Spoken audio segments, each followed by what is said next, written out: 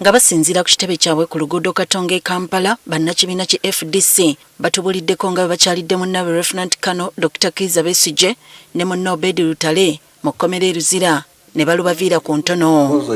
Mbu Besigye abagambye nti yali mu lukiiko ne banne nga basinkanye abalala baali balina okwetaba mu kutongoza akatabo aka munnakibiina kinnak Martha Karua Kenya. Meeting eyo yali yakumala ekiseera kitono ate beeyongereyo waali wategekeddwa ekyeggulo ekyabagenyi abayite abanaabeera ku kutongoza ekitabo kya Martha Karua.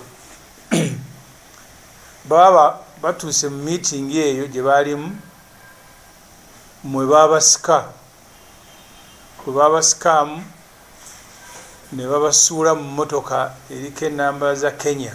Mb'olwatuuka e Malaba ne babakyusa ne babazza mu mmotoka ya Uganda, olwo ne beolekera e Uganda. Bwe baali bajja mu kkubo abaabaleeta baayogeranga Luswayiri okuwa ekifaananyi nti bannakenya, mpaka omu lwe yeerabira nga omumanyi ebintu si byangu kukuuma, n'atandika zikandi gwe bamumanyira nti ono munyankole yennyini ono.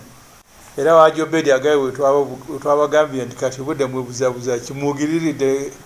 Nga bagenze okubakyalirako e Luzira, Besigye yeewuunya engeri Uganda gy'erowooza nti buli mmundu ya UPDF. Ne bwe yalibadde ng'asiŋŋaaniddwa ne pisito 2 e Kenya, teziyinza kubanga za Uganda nga bamutwala bamuvunaanire mu kooti y'amagye, balibadde bamuvunaanira Kenya kubanga ezimmundu obuulina za Kenya. Kyokka mbu wadde yasibiddwa, asabye bannakibiina ne bannayuganda okutwaliza awamu obutazikiza. Ali mu mbeera nnungi era abali ebweru abakuutidde obutazikiza mpaka nga tumaze okwenaanulako Museveni. Kati bannakibiina basuubiza okutambula okugenda ku kitebe kya Kenya okunnyonnyola oba ddala Kenya ekyali mu mukago ogugatta amawanga gali mu East Africa. Ku lunaku lwa Mande genda ku embasi ya Kenya batubuulire, tujja kusimbula wano e Katonga batubuulire oba Kenya bakyagitwala nti eri mu East Africa era waka, oba yafuuse ensi ndala nga tokyasobola kugendayo mu mirembe. Era bakwandikira n'ebitongole ebirala nga United Nations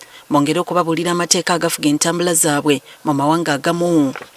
East African Court of Justice, East African Community Secretariat, Parliament mu East Africa batubuulire oba kikyalina amakulu okubeera mu mukago nga Kenya Munnayuganda bw'ogendayo tokyakakasa kubeera. Kyokka bagamba nti okusibwa kwa Besigye kubeeraliikiriza ng'ekibiina. Kubanga mu lutalo luno ye siniya waalwo, bingi bye tumuyigirako era bingi byatusomesezza.